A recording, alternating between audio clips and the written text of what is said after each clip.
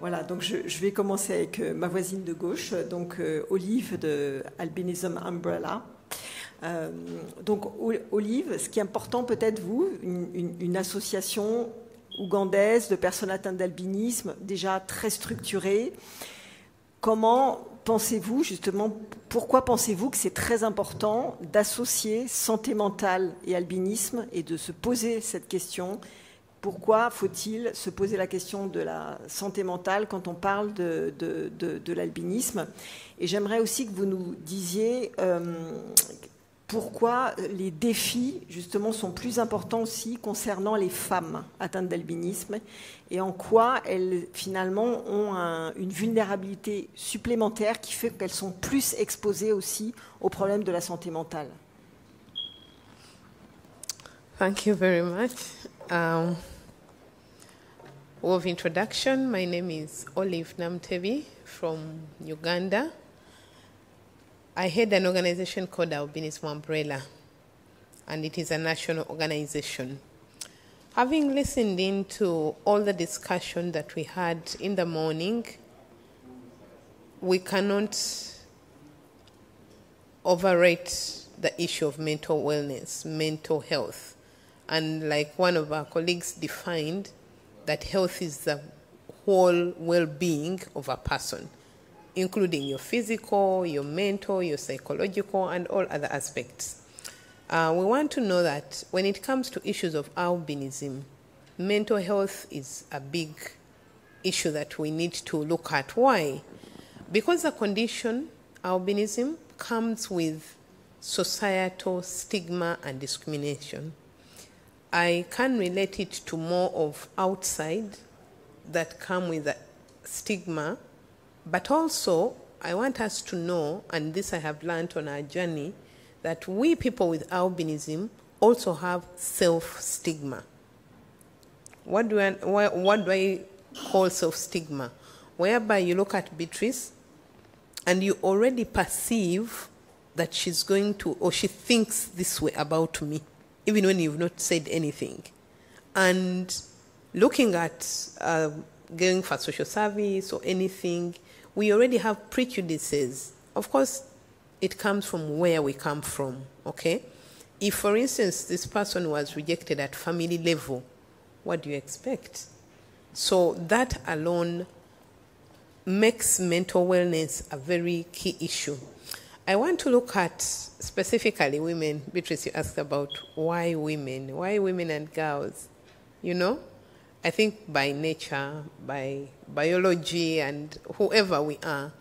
I want to use this contrast about the genders, basically the two main genders that we celebrate today, men and women. We are made differently.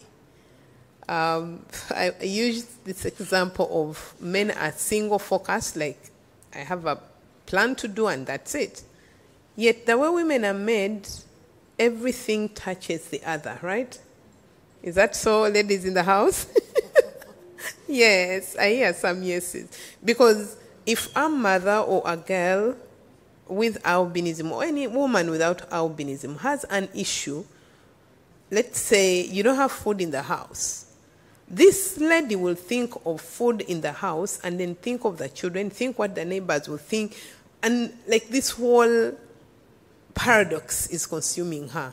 Yet for a male, if there is no food in the house, the solution is go get money, buy food, period. Isn't it? Yes. So now when we look at the issue of gender, women, when we look at stigma, it goes a long way just from that individual that has discriminated you or stigmatized you, looking at body anatomy. So they begin to have self-rejection, right? And knowing that women, they face different levels of discrimination, right? Looking at this girl or woman with albinism, if we just walk through her life right from home, let's imagine they have accepted them. They go to school, there are barriers there. I faced my own barriers, even going to school, where you would walk to a nearby school and you have a crowd following you, calling you all sorts of names. When you overcome that, you are a teenager. You know what teenage brings? The shyness, the body is changing, you don't know what to expect. I think it's Pamela who talked about getting a life partner. These are deep-seated issues that really hinder women. And I'm not saying men do not have the same challenges, but it's like triple.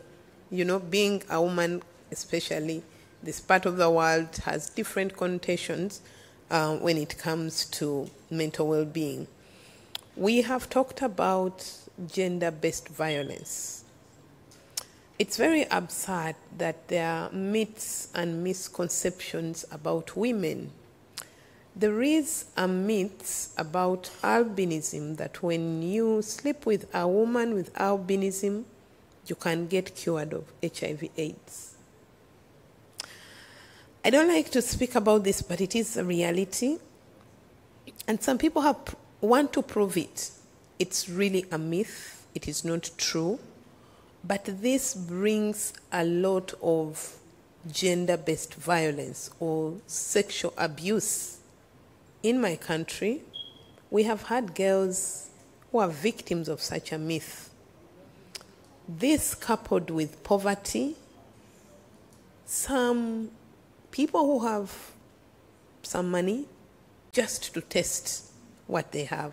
And you know the repercussions. Some of our people are HIV positive because of such. So it really comes to the core of looking at this girl who is very poor, or this woman just who has never received any appreciation or love. You know, it's interesting. Just hearing "I love you" may be simple to some people. To others, maybe a lifetime, as in nobody has told them they love them, right? And as women, affirmations, words of affirmation mean a lot to many of us, right? So when we are talking about our mental well-being, I was looking at a little girl here of Pamela, right from that stage, they want to hear those words. And this is a girl, I'm painting a picture of a woman with albinism who's gone through life with a different torments, and they've never had any good, positive, affirmative words to say to them. So the first time they are said, it's like, wow, you are swept off your feet just hearing the word, maybe "I love you," and you imagine they really do, which at times they don't anyway. So GBV is really big. We also want to look at the issues of, I talked about self-esteem. This, again, is built from home. If a child is valued, they're appreciated, they grow up knowing that I'm worth it, I can stand up for my right, I can do something that will be appreciated. Look at a mother who's had a child and she loses her home.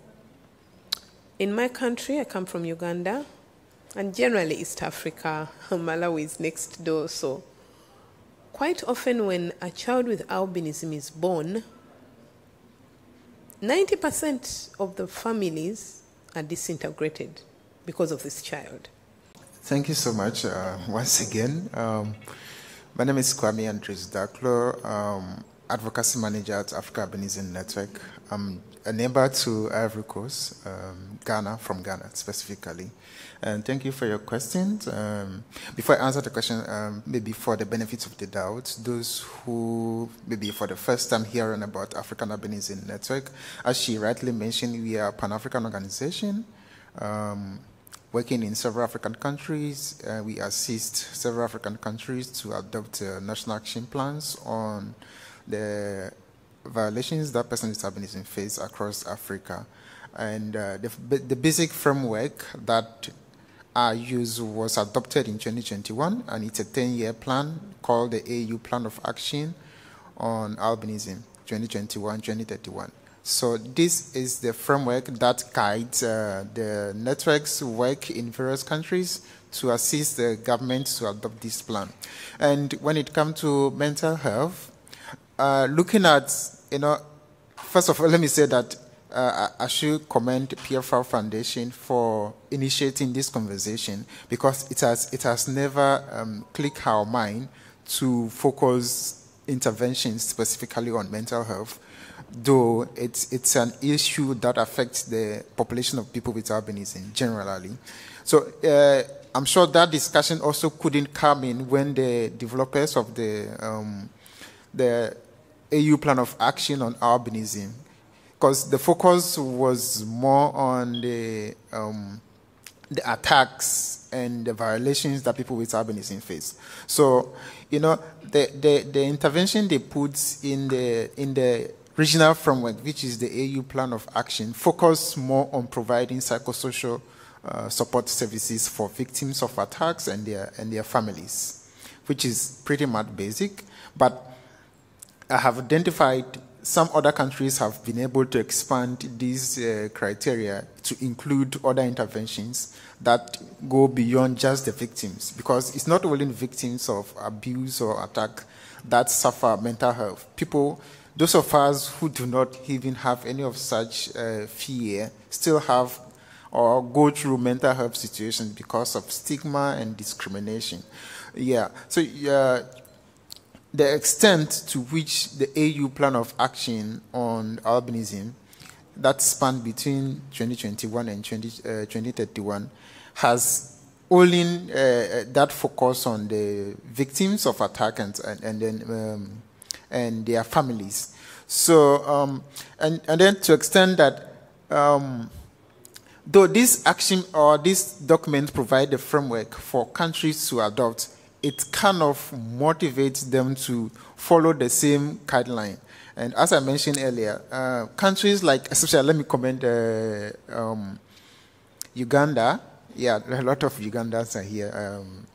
Olive, my good friend, there I was looking at their National Action Plan, and it is very much more comprehensive, especially when it comes to integration of mental health into the National Action Plan. For example, they have a whole session on the mental health that trains even persons with albinism themselves, CSOs, and health professionals to know how to handle persons with albinism when it comes to mental health. It doesn't only limit it to those who face attack and discrimination. It takes it to the next level, where it includes every person with albinism, to the extent that it includes home visits, where they have to health professionals or even people with albinism who are trained to visit homes to talk to people about their mental health, which is very comprehensive.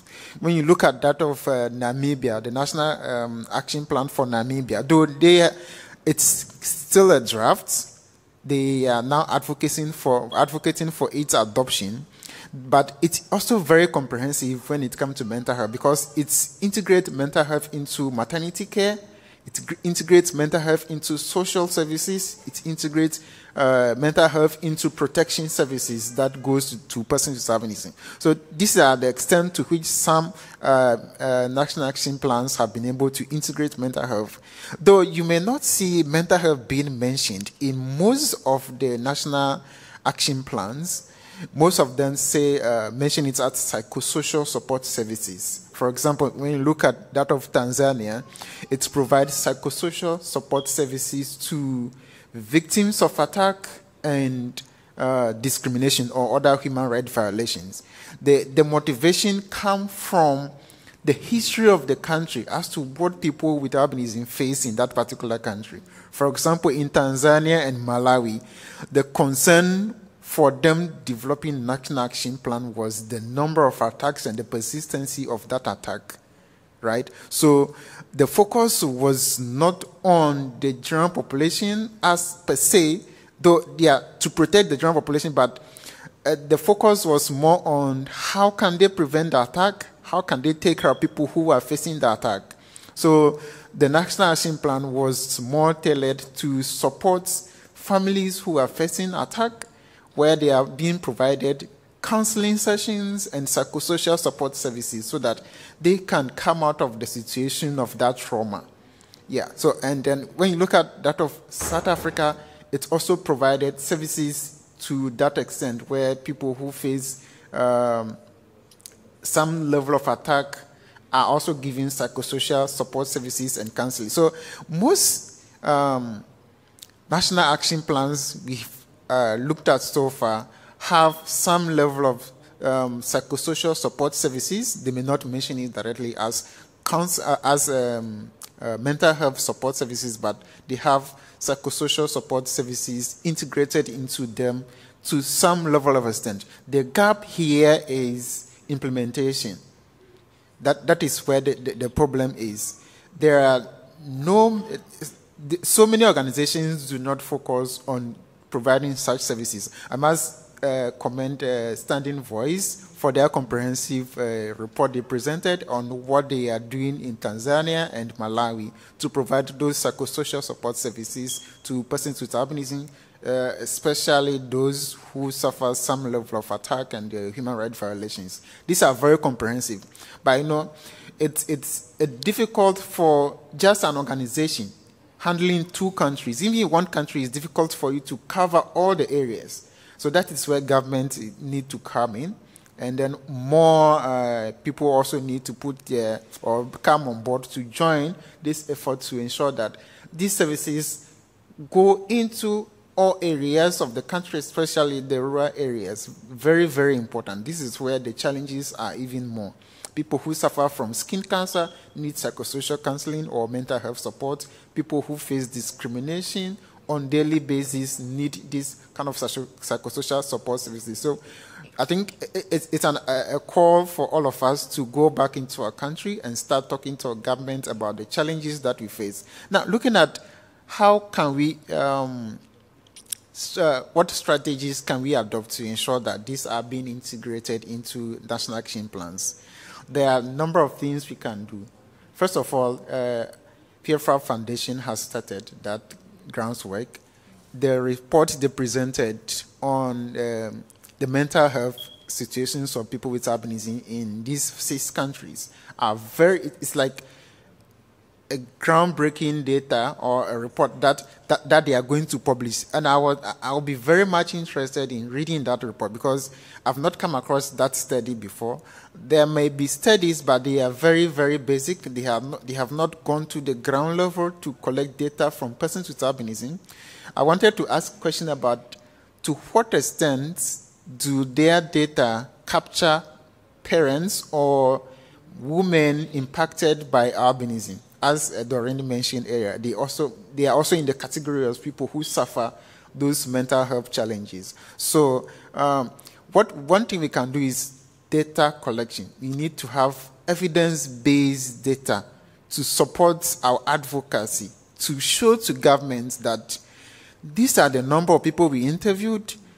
50% of them have mental health tendencies. They want to kill themselves. They want to commit suicide. Therefore, we need your intervention to come to support, provide more counseling services for this group of people. So collecting data, speaking to people, and writing reports about the extent to which people are being mentally have mental challenges or mental health issues is very critical in our advocacy.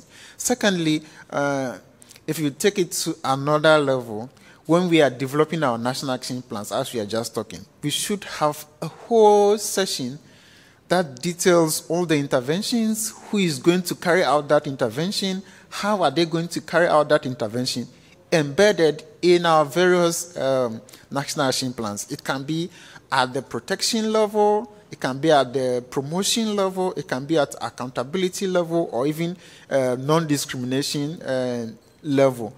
We should integrate mental health issues into all of these levels to ensure that at every point in time there is a discussion on mental health. The various actors are taking up that challenge to ensure they are talking to people about how important mental health is. Somebody mentioned earlier in the morning that Africans, we don't prioritize mental health. We tend to run away from it, and which it is a reality. People think if you mention mental health, it's like you don't want to be associated with it. If you mention disability, it's like a curse. You don't want to be associated with it. So, but it's a wake-up call for us to also start thinking, how can we take care of ourselves? It's a self-care thing. right? It's how you can take care of yourself. If you don't talk to somebody, you wouldn't know what you are going through. So you need to like integrate that into our own advocacy issues. The other thing is training. Not many of us understand this issue. We need to what? Capacity development for people with albinism themselves, especially the leaders. This is very important, especially to me as a leader in the albinism community who speak to a lot of people with albinism across, not only in Ghana, but across Africa. It's something that I will now put into my discussions and how to speak to people to understand their own mental health situations and how they can deal with that. So training and capacity development for people with albinism, it's important.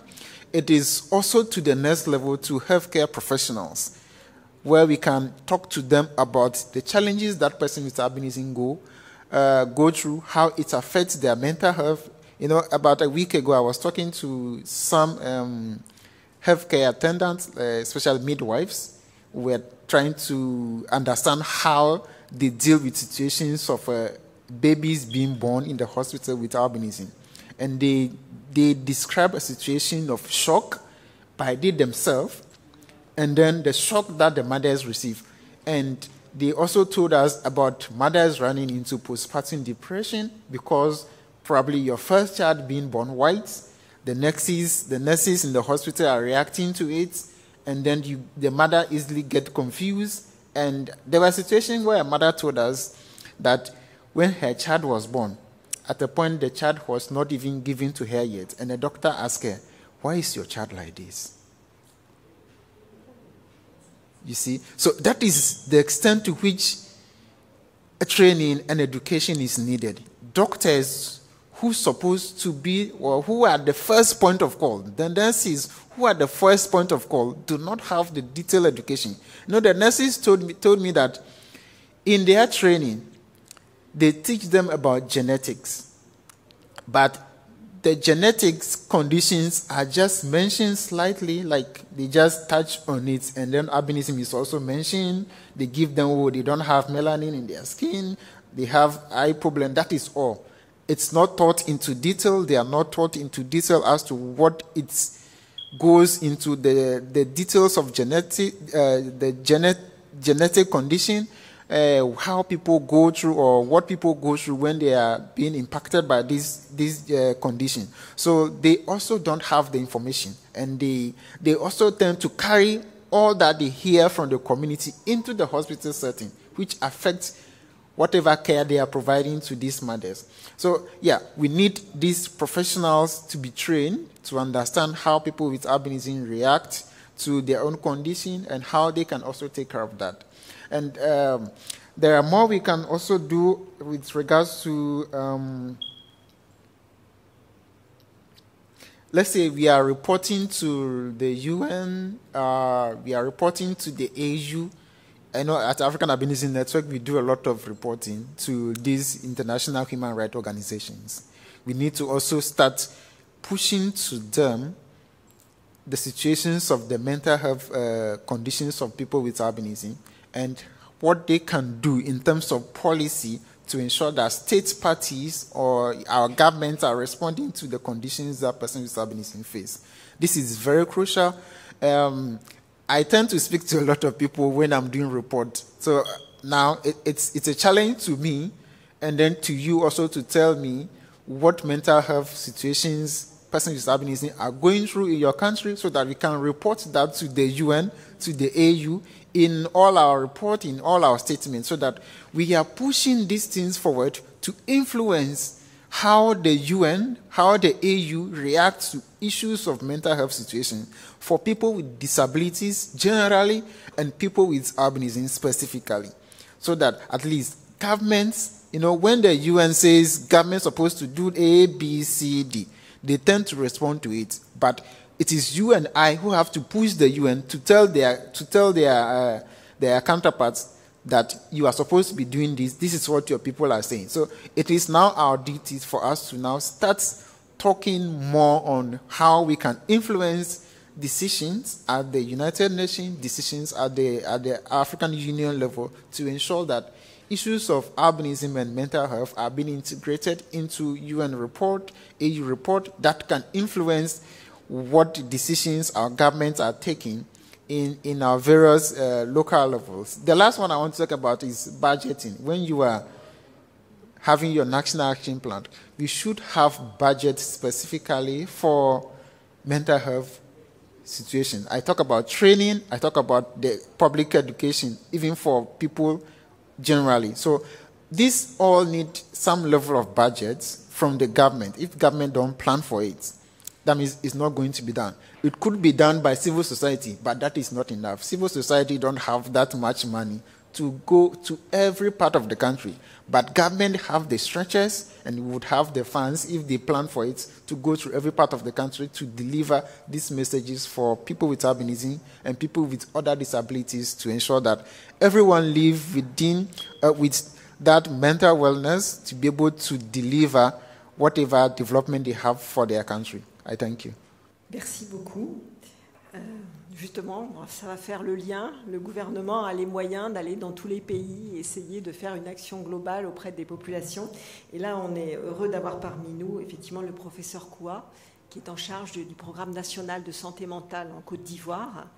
Ma question, c'est comment est-ce que vous pouvez intégrer efficacement, en fait, les besoins des personnes avec albinisme dans les plans d'action nationaux de la santé mentale, comment vous le faites, et à votre avis, est-ce que cela aussi nécessite des changements institutionnels ou législatifs qui permettraient justement d'améliorer cet aspect, c'est-à-dire répondre aux besoins spécifiques des personnes atteintes d'albinisme en termes de santé mentale? On vient de lancer une plateforme numérique sur la formation de tous les travailleurs sociaux de Côte d'Ivoire en matière de santé mentale et soutien psychosocial à l'Institut national supérieur de formation sociale. Et donc, il y avait une tension sur les programmes. La direction du programme national de santé mentale, l'initiative de cela. Et donc, en tant que coordinateur du programme national, j'avais l'obligation de représenter mon ministre. Et donc, dans les mails que j'ai partagés avec les organisatrices, je ne devais pas être là. C'est ma collaboratrice qui devait être là, que je salue au partage. Elle m'autorise à parler, donc je vais parler. Alors, je me réjouis de cette rencontre régionale, francophone ou anglophone ou anglo-francophone, pour deux raisons. La première raison, c'est qu'il y a une dynamique régionale sur la question de la santé mentale publique. Il y a quelques mois, au niveau d'Africa CDC, pour les pays francophones, nous avons lancé, et la Côte d'Ivoire a abrité ce programme qui va se dérouler en septembre, sur le leadership en santé mentale publique. Pour deux raisons. Le premier constat qu'on a fait, c'est que les pays anglophones sont très avancés. Bon, par rapport aux pays francophones, et c'est un gros problème en termes, j'allais dire, d'implémentation de programmes, d'initiatives ou autre chose. Le deuxième constat, c'est que les organisations de la société civile, soit de personnes en situation de handicap, que ce soit handicap physique, handicap psychosocial ou handicap spécifique, notamment pour les personnes avec albinisme, ont du mal à porter eux-mêmes ce que j'appelle le développement organisationnel pour intégrer la thématique de santé mentale dans leur plan organisationnel. Quand vous ne développez pas votre leadership pour influencer ou pour vous inviter à des rendez-vous stratégiques, on vous oublie. Et en tant que directeur du programme national de santé mentale, je vous fais une confidence. Quand j'ai pris fonction en novembre 2022, j'ai souffert de la stigmatisation institutionnelle en tant que directeur de programme. Quand je suis parti au cabinet, je ne dirai pas qui l'a dit. On m'a dit, c'est le nouveau directeur des malades mentaux, en guillemets, des fous de Côte d'Ivoire. Vous comprenez? Donc ça veut dire, nous tous, on est victimes de stigmatisation.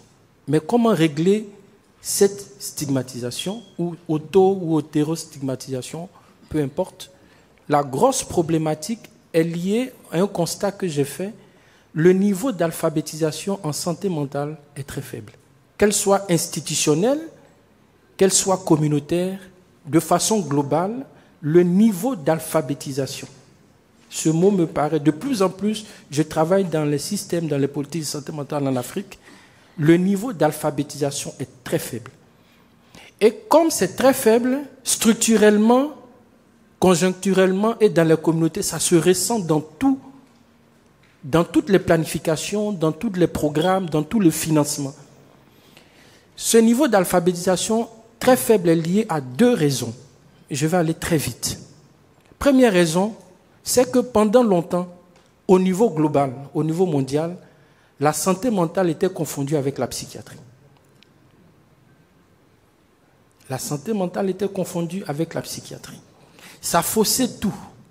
Deuxième erreur qu'on a fait au niveau mondial et qu'on est en train de rattraper rapidement avec la crise de Covid, c'est que on a lié la question de la santé mentale seulement sous l'angle à la fois des hôpitaux psychiatriques ou bien du secteur de la santé. Et on oublie aujourd'hui que la santé mentale est au cœur de tout enjeu de développement. C'est ce qui fait que vous voyez aujourd'hui, même au niveau de l'AFD, l'année passée, il y avait une journée sur la santé mentale en lien avec le développement dans les pays francophones, tout ça. Parce qu'il y a une prise de conscience pour se rendre compte que l'aide au développement, on ne peut plus faire l'économie de la santé mentale si on veut avoir des projets durables. Et c'est ce qui fait qu'aujourd'hui, vous voyez le caractère transversal de la santé mentale. Mais comment le régler? Et je vais atterrir, je suis allé un peu loin. Comment le régler? Il faut le régler à 2 niveaux. Le premier niveau, et ça je m'adresse aux organisations de personnes concernées par l'alpinisme pour dire il y a 2 efforts à faire et je salue au passage mon voisin d'à côté qui a parlé du renforcement des capacités. Si vous ne savez pas demander à l'État, l'État est paresseux par essence. Nos États sont paresseux par essence. Premier élément. Deuxième des choses, si vous voulez influencer les politiques publiques de santé dans les pays africains, il faut user de stratégies et s'inviter dans les grandes réunions et ne pas attendre d'être invité. Moi, c'est ma stratégie qui fait qu'aujourd'hui, je suis opportuniste. Parce que le financement de la santé mentale existe dans tous les secteurs. Mais comment tu présentes la question de la santé mentale? Dans quelle perspective? Est-ce que tu présentes ça sous l'angle de la psychiatrie? Tu n'auras pas de financement. Mais si tu présentes ça sous l'angle du développement, à partir de ce moment, tu as une claire vision des poches de financement. Alors, je vais répondre à la question qui m'a été posée. Je vais faire une longue introduction. Le défi qui se pose au niveau du programme national de santé mentale, en Côte d'Ivoire et pour les autres pays, j'invite les organisations de personnes avec albinisme à participer au processus d'élaboration des stratégies. Si vous n'êtes pas à ces rendez-vous, on va penser les politiques sans vous. Je vous donne 2 exemples, 2 opportunités actuellement pour la Côte d'Ivoire. Ce qui finance la santé mentale en Côte d'Ivoire, c'est la migration. On va me dire, mais professeur, quoi, quel est le lien? Oui, ce qui finance la santé mentale, c'est la migration. Et donc, aujourd'hui, où je suis en train de vous parler, se tient à Yamoussoukro le plan, la stratégie nationale multisectorielle sur la santé mentale 2026-2030. On est dans un démarrage de processus. Comme on a capté le financement par la migration, il faut régler les problèmes migratoires et des personnes victimes de traite. Mais en même temps, c'est l'opportunité, un clin d'œil que je lance aux organisations de personnes albinistes de Côte d'Ivoire, francophones, pour se réveiller. Et le programme national de santé mentale est disposé pour les accompagner, pour que leur voix soit entendue dans la stratégie. Parce qu'il me semble que dans les principes de droits humains, on ne peut pas développer des choses sans vous. Si vous n'avez pas des clés de compréhension, on va vous accompagner en termes d'organisation pour mieux structurer. Parce que, in fine, il n'y aura pas des services de santé mentale uniquement dédiés aux personnes avec albinisme, sur la base même du principe des droits humains, pour dire toute personne a droit au service. Et le fait de créer, entre guillemets, une discrimination positive va faire persister le sentiment ou les situations de stigmatisation structurelle ou d'autostigmatisation. C'est vrai qu'on peut accompagner pour des programmes spécifiques, mais il faudrait travailler avec la partie nationale sur des mécanismes inclusifs et pas des mécanismes intégrés, parce que la nuance est très importante. Et donc on est prêt justement à travailler avec vous pour améliorer la situation. Dernier point, il a été des questions de données. Il y a des données qui vont remonter au niveau communautaire et il y a des données qui vont remonter au niveau sanitaire. La question, c'est de dire comment vous voulez négocier votre place.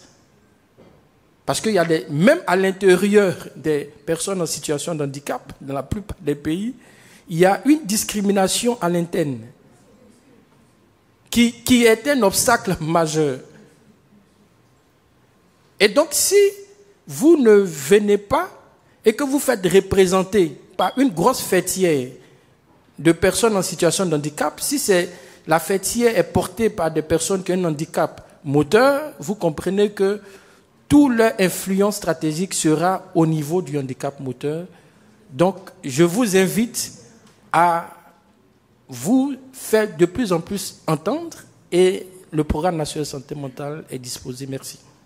Comment vous avez intégré l'aspect santé mentale justement dans la prise en charge et la reconstruction de ces femmes qui arrivent et qui sont très vulnérables, qui arrivent après un certain nombre de traumatismes. Et puis aussi, peut-être, comme on a commencé à se connaître depuis un petit moment, est-ce que vous pouvez nous en dire un petit peu plus sur justement le début de coopération que vous avez initié et que nous avons initié avec le SMSI donc en Côte d'Ivoire, c'est-à-dire comment est-ce que finalement les femmes avec l'albinisme qui sont évidemment victimes de violences peuvent aussi commencer à bénéficier de votre savoir-faire et de vos services. Je suis l'une des cofondatrices d'Akoba Mousso. Je suis la directrice de la stratégie. Je suis plus directrice exécutive depuis quelques jours. Donc Akoba Mousso, on appelle ça un centre de services intégré. Quand on parle de prise en charge holistique, c'est donc tous les services, mais souvent, en fait, ces services sont accessibles de manière disparate dans un circuit. Et nous, on a décidé de les intégrer dans un même endroit. Donc, nous avons un siège, un immeuble dans lequel les femmes et enfants victimes de violences basées sur le genre ont accès aux services de base en répondant un petit peu aux principes directeurs internationaux qui ont été rédigés par les spécialistes des Nations Unies. Donc, on a une prise en charge médicale, donc les soins primaires de base, mais aussi les soins spécifiques en matière de violences sexuelles, la prise en charge juridique et judiciaire, et la prise en charge psychosociale, qui est l'un des piliers de cette prise en charge. Alors, quand on a créé Akoba Mousso, on a rédigé tous les documents il y a 4 ans. En Côte d'Ivoire, il n'y avait pas de centre de prise en charge intégré. Et quand on est arrivé avec ce projet en disant « nous aurons un psychologue », on nous a regardé ah, mais vous les Blancs, de toute façon les femmes africaines, elles s'en fichent, c'est pas important pour elles, les psychologues, c'est trop cher, c'est un mot trop compliqué pour elles. Donc il y a eu énormément de barrières auprès des partenaires techniques. Le médical, ça coulait de source, le juridique et le judiciaire, ça coulait de source. En revanche, le psychologique, était vue de manière très négative. Je suis ravie d'entendre professeur Quoi sur la formation des agents psychosociaux, parce qu'on avait l'impression que la prise en charge psychosociale était le terrain réservé des assistants sociaux. Et on mélangeait un petit peu tout, les assistants sociaux qui font la prise en charge psychosociale, alors qu'on sait très bien que c'est une intervention totalement différente, que les agents, les assistants sociaux sont évidemment fondamentaux, primordiaux dans l'accès aux soins et l'accès à l'information, mais qu'en revanche, une psychothérapie doit être assurée par un ou une psychologue. Donc on naviguait un petit peu dans tout ça, dans ce terrain qui était inconnu pour nous, et donc j'ai insisté pour qu'on ait des psychologues. Donc on a travaillé avec Psytrotter et on a même intégré au bout d'un moment un psychologue. Au début, c'était des psychologues qui venaient 1 fois, 2 fois par semaine. On n'était pas sûr que les femmes demanderaient. On a rapidement été dépassés par la demande et aussi confrontés à cette évidence qu'il nous fallait un psychologue en interne pour un meilleur suivi et pour que les femmes vraiment aient confiance et revoient la même tête. Alors c'est une même tête masculine.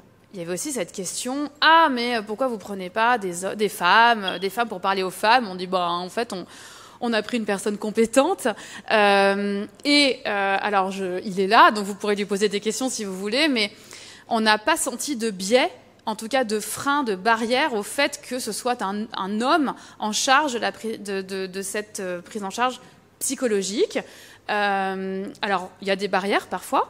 Les femmes craignent d'aller voir le psychologue.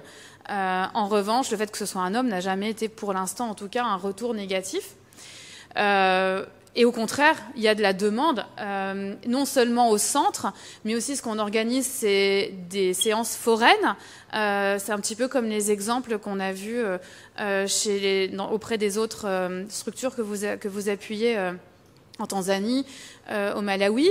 Quand on va, par exemple, dans la cour de la mairie de Yopougon, il y a 100% de demandes pour aller voir le psy, comme la sage-femme. À partir du moment où les agents de terrain sont formés, savent ce que c'est qu'aller voir un psychologue, il y a de la demande. Il y a besoin de formation sur la prise en charge des enfants.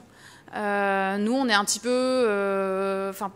parfois, on se sent un petit peu coincé sur ce que c'est une prise en charge très, très, très spécifique et on n'a pas forcément toujours les outils. Et j'ai vu ici une psychologue qui est justement spécialiste du soutien, de la prise en charge psychologique des enfants. Et je sais qu'elle nous a beaucoup appuyé l'année dernière sur des côtés très spécifiques de cette intervention. Et nous, on a été contactés par la Fondation Pierre Fabre, parce que on nous a expliqué, ce dont on n'avait pas forcément conscience, que les femmes atteintes d'albinisme étaient particulièrement victimes, en tout cas étaient visées par des violences sexuelles. Notre terrain était tellement large que on n'avait pas forcément pensé à celui-là, et on a tout de suite reçu votre partenaire d'implémentation en Côte d'Ivoire. Ils sont venus notamment avec leur assistante sociale, qui était surprise de trouver tous les services qu'on offre au centre et qui était en demande de formation aussi, pour comprendre quels sont les besoins spécifiques des femmes qui sont victimes de violences. Donc pour nous, c'est un échange de bons procédés, de renforcement de capacité qui va dans les deux sens, parce que nous, on apprend auprès de vous quelles sont les spécificités de l'intervention avec les personnes atteintes d'albinisme et vice-versa. Pour l'instant, je ne crois pas qu'il y ait eu des référencements de la part de votre partenaire ivoirien vers le centre, mais ils savent que les portes sont ouvertes. Aux femmes et aux enfants qui sont victimes de violences, ces personnes peuvent venir chez nous et on serait vraiment intéressé par une intervention bicéphale, en fait, avec votre partenaire, parce que notamment en voyant les interventions par l'intervention au centre Umoja, les besoins psychosociaux, nous, on a des assistants sociaux, Donc on fait une évaluation des besoins socio-économiques des personnes qui viennent chez nous, quelles qu'elles soient. Mais il peut être intéressant de travailler par exemple sur nos questionnaires, sur les formulaires. On travaille avec Comcare aussi, l'outil de collecte des données mentionné par votre partenaire juste avant. Et donc, on serait curieux, voilà, par exemple, quand on a une personne atteinte d'albinisme, est-ce qu'il y a des spécificités, des questions spécifiques à leur poser ? Et en tout cas, nous, on a très envie de travailler dans ce sens. Et je suis fort heureux d'avoir sur ce plateau le directeur coordinateur du programme national de la santé mentale. Donc, je lui dis Akwaba, comme le dit dans notre jargon. Mais un constat est fait. Sa coordination semble être méconnue du point de vue des organisations de la société civile. Donc je souhaiterais savoir comment est-ce qu'il fait pour l'améliorer, la connaissance même de son service. Et à côté de cela, qu'il a parlé de 2 raisons concernant la santé mentale. Il y a d'abord que c'était confondu à la psychiatrie. Après, la santé mentale, si je ne m'abuse, était vue sous l'angle des cliniques psychiatriques. Moi, à ma part, est-ce que aussi il n'y a pas le facteur social dans la mesure où, lorsque la directrice de Akwaba Mousso parlait, quand les personnes même vivant avec l'albinisme et autres, tu leur parles de santé mentale, du coup ils disent c'est des choses de personnes aisées. Moi, par exemple, j'avais rencontre, en fait, il y a une personne vivant avec l'albinisme qui était venue me voir. Et je lui dis, par exemple, de temps en temps, de faire le sport et peut-être de se permettre de faire quelques loisirs qui, à mon sens, ne coûtaient pas cher, peut-être aller peut-être au stade et autres. Et cette personne me disait que non, c'est chose pour les pays développés. Est-ce que vous ne pensez pas que là aussi, c'est un gros challenge sur lequel il faudrait que vous puissiez travailler? Moi, je suis très pragmatique et je me réjouis que vous ne connaissez pas la direction du programme national de santé mentale. Oui, d'accord. Donc, je vous invite à une réunion au programme et puis on va faire la stratégie pour que toutes les plateformes de la société civile puissent connaître. C'est bon? On prend l'engagement ensemble? Parfait. Le deuxième point que vous venez de relever revient sur la question de l'alphabétisation en santé mentale. Je vous donne 2 exemples pour que vous compreniez. La question de la santé mentale n'est pas une option de la vie de quelqu'un. Quand l'enfant naît, la préoccupation des parents, il faut qu'il marche, on l'apprend à marcher. On l'apprend à lire, on l'apprend à se laver les mains. Je vais vous poser une question. Parmi vous, qui, à sa naissance, a été éduqué à prendre soin de sa santé mentale? Dès que je suis un être humain, de la même manière que je prends soin de ma santé physique, je dois prendre soin de ma santé mentale. Si on n'a pas compris ça, on n'a rien compris en termes de santé publique. Et c'est ce gros retard qui est à l'origine de beaucoup de complexité. Et c'est ce qui fait que moi-même, en tant que directeur de programme, lorsque je veux travailler avec des organisations de droits humains, ils vont dire, mais santé mentale, c'est pour les malades errants. J'ai dit, vous n'avez pas compris. Les malades errants, c'est l'échec de la préservation de la santé mentale. La santé mentale, c'est une composante de la santé qui prend en compte le promotionnel, le préventif et le curatif. Si on n'a pas compris ça, au niveau organisationnel, on n'a rien compris. Et c'est la raison pour laquelle je dis l'un des enjeux majeurs, c'est l'alphabétisation. Parce que pendant longtemps, les gens pensent connaître ce que c'est que la santé mentale, mais ils connaissent la santé mentale par le négatif. Et ça force tout. Ça force tout.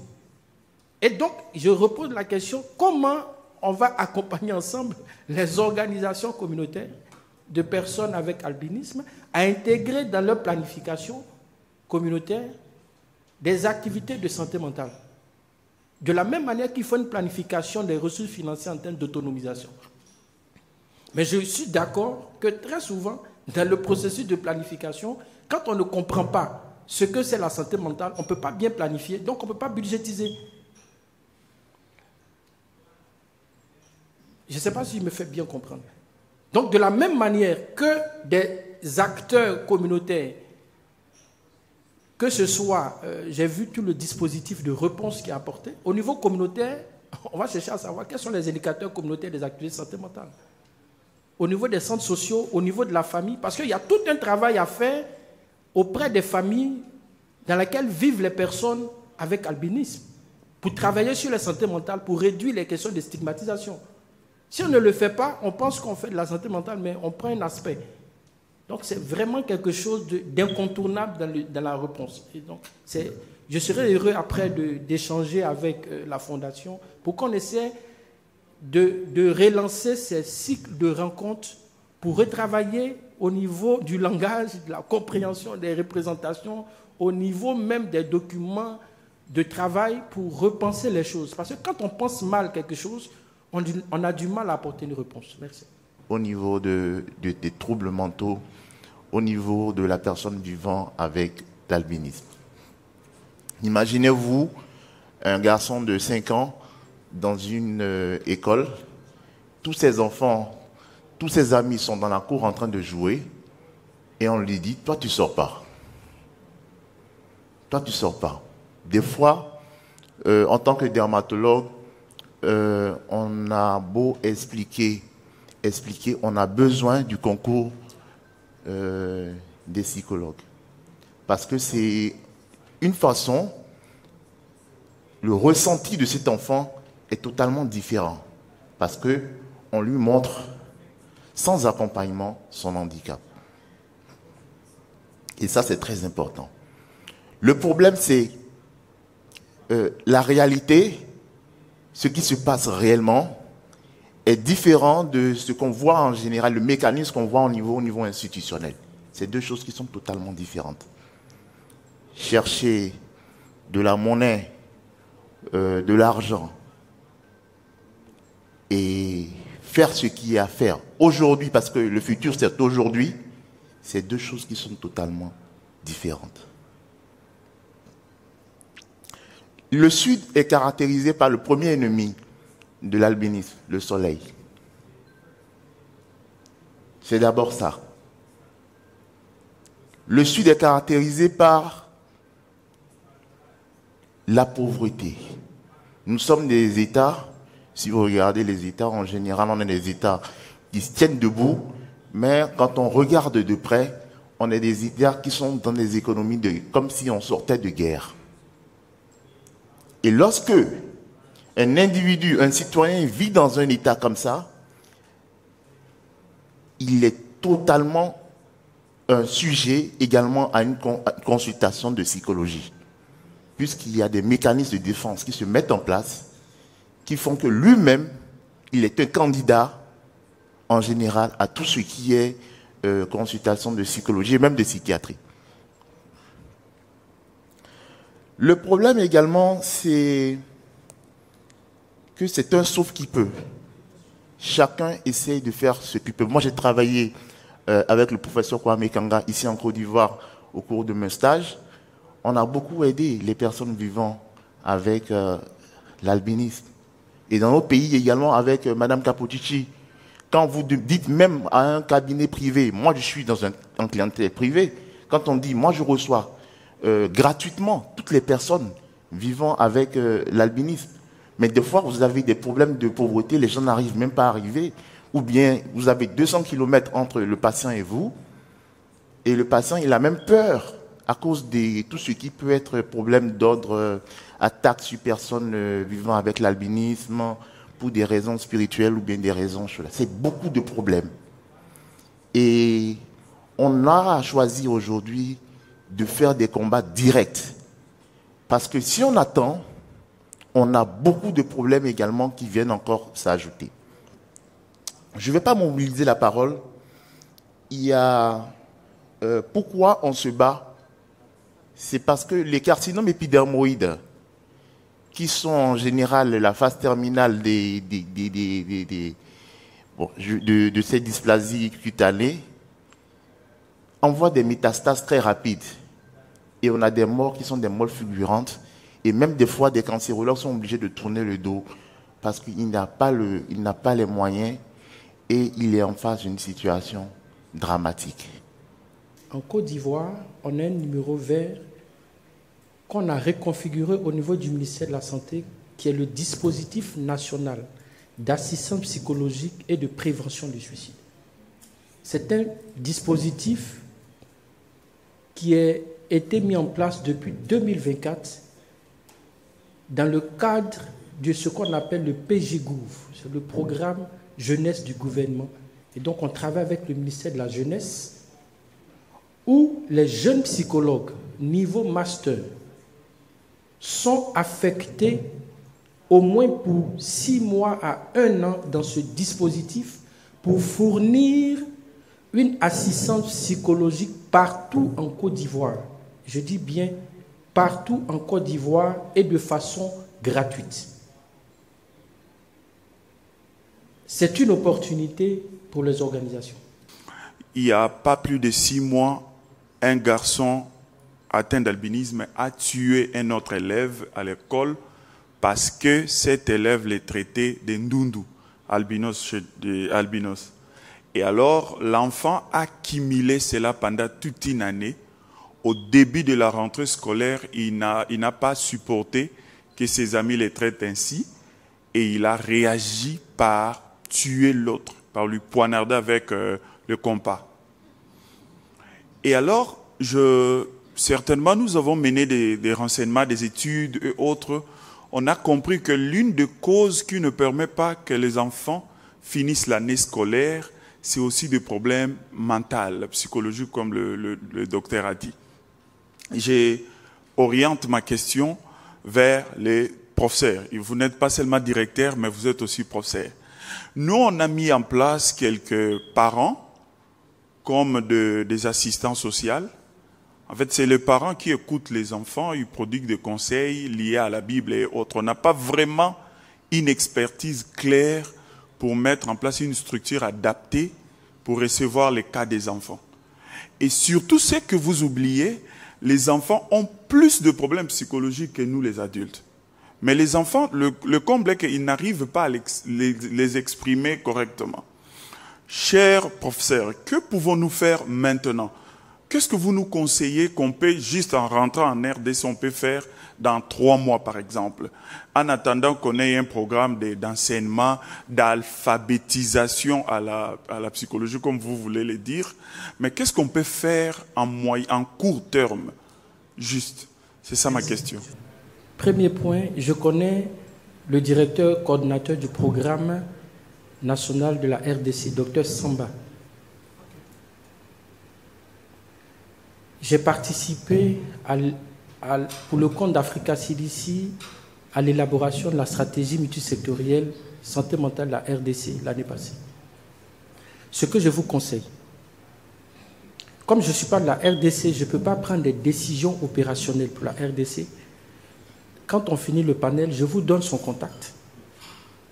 Ils vont vous accompagner de façon très spécifique sur votre dispositif pour voir comment ils peuvent mettre des assistants psychosociaux, parce que je sais qu'en RDC, il y a des assistants psychosociaux qui vont vous accompagner pour accompagner les parents et réduire la question de la stigmatisation et éviter les conséquences mortelles que vous venez de décrire. C'est tout ce que je peux dire de façon très rapide. Merci.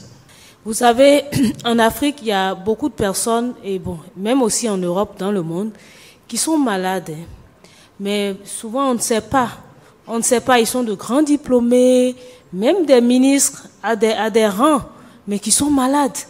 Soit ils sont très agressifs et ils ne savent pas réellement. Et je pense que c'est très bien qu'il y ait cette alphabétisation. Je vous encourage à faire davantage. Et je remercie aussi Olive et Kwame, avec lequel on a beaucoup travaillé sur les programmes d'action et au niveau quand même africain. Et on s'est positionné, c'est une dame qui n'a pas sa langue dans la poche, et on se positionne sur beaucoup de choses. Par le fait aussi, ce que la Fondation Pierre Fabre a fait, je pense qu'elle est nulle part ailleurs. Parlant de la santé mentale, on est tous concernés. Je suis concernée parce que je vis. et tout le monde est concerné. Et nos personnes vulnérables aussi sont concernées, les personnes atteintes d'albinisme. Et moi, je pense que ce qui manque actuellement au niveau, surtout de la société africaine, parce qu'il s'agit de l'Afrique, c'est l'amour. Ça n'a plus sa place maintenant. Avant, on couvrait beaucoup d'amour. Et moi, c'est ce que je fais par expérience en attendant que vous nous alphabétisez pour qu'on soit encore plus dynamique, peut-être encore vous dépasser encore dans votre travail. C'est histoire de vous enquiquiner. Mais beaucoup d'amour avec ces enfants, avec ces femmes, avec ces personnes qui sont en détresse. Et quand vous les couvrez d'amour, parce qu'il y a, quand on parle de santé mentale, il y a assez d'obscurité autour, hein. C'est qu'on voit le noir, on ne voit pas d'issue, on ne sait pas, on peut prendre un fil comme ça et dire on met au cou, on meurt. Parce que ça amène au suicide et tout ça. Donc je dis vraiment merci à la Fondation Pierre Fabre, je ne cesserai de les remercier. Ça me permettrait quand je quitterai ici de bien dormir et j'ai acquis beaucoup d'expérience, de connaissances et je vais encore le mettre en place avant que vous ne partez. Je pense qu'on aura encore à entendre certaines choses jusqu'à la fin. Merci à la directrice. Merci à tous ceux qui sont là. En fait, le professeur avait parlé d'un numéro vert, mais finalement, bon, il ne l'a plus donné. 143. 143, ok. 143. Merci, professeur. Et puis, bon, j'aimerais dire infiniment merci à la Fondation Pierre Fabre, parce qu'il faut dire que cet aspect lié à l'albinisme, qui existait depuis, mais maintenant que nous sommes en train de découvrir, est très important pour nous. Donc, de telles formations sont vraiment salutaires, mais je souhaiterais que ça soit vraiment plus pratique, comme celle que nous venons d'avoir avec Bioforce sur la démarche Taking the Lead, parce qu'il faut que nous-mêmes, nous le comprenions mieux avant de parler des activités terrain que j'ai vues, comment on appelle ça, dans la projection. Parce que comme Pamela l'a dit, ici en Afrique, vraiment cet aspect est beaucoup méconnu. Et le professeur aussi vient détailler là-dessus. Bon, si l'information ne passe pas assez, la communication ne passe pas assez, ça sera difficile vraiment d'orienter les patients vers les psychologues, les psychiatres. Parce que, bon, on dit non, ici, nous, on se dit que la santé mentale, très souvent, on parle des fous. Bon, quelqu'un qui attend une autre solution de sa situation, et on lui dira d'aller voir un psychologue. Mais il risque de vous dire même que vous le traitez pour un fou. Voilà, donc vraiment, il faut que je souhaite que ce genre de formation soit beaucoup plus pratique et soit beaucoup élargie, parce que c'est vraiment très important. Encore merci à la Fondation Pierre Fabre. Merci à vous, professeur. Voilà, je conclus la matinée, je ne conclus pas la journée. Hein, donc le séminaire et l'atelier continuent cet après-midi. Mais je dirais en deux mots, j'ai pris quelques notes. Ce qui m'a vraiment frappé, c'est que nous avons ici vraiment fait la démonstration, si je puis dire, de l'importance de la santé mentale, en particulier, bien entendu, pour des personnes extrêmement vulnérables. Et on a vu que les problèmes de santé mentale, c'est la conséquence des vulnérabilités et des problèmes d'agression, mais qu'elle nourrit aussi évidemment la vulnérabilité.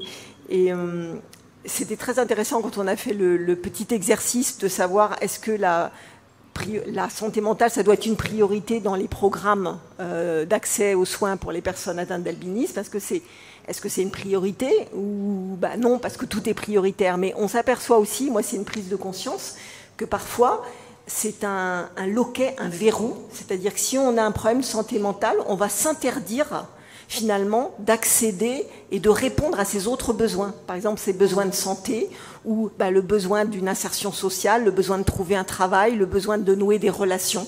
Donc peut-être que finalement c'est une priorité pour pouvoir répondre aussi aux autres besoins spécifiques des personnes atteintes d'albinisme. J'ai compris aussi que y a des notions. Hein, la santé mentale, c'est une discipline scientifique aussi, donc c'est aussi à nous d'apprendre, de nous acculturer. Cette notion de précarité,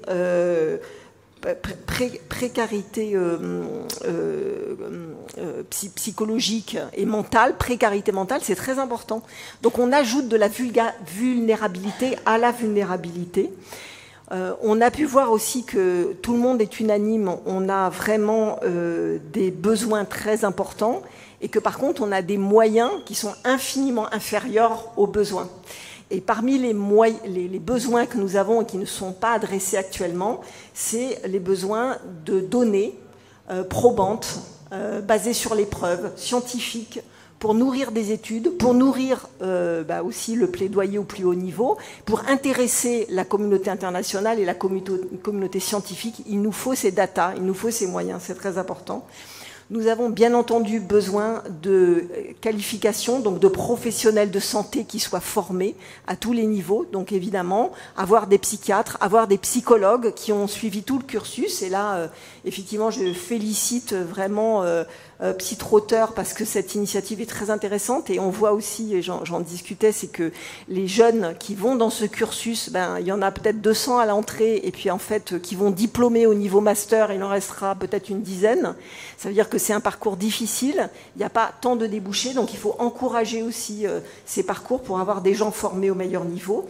Mais aussi, il faut former sur les bases de la santé mentale toute la chaîne de soins, et y compris au niveau communautaire.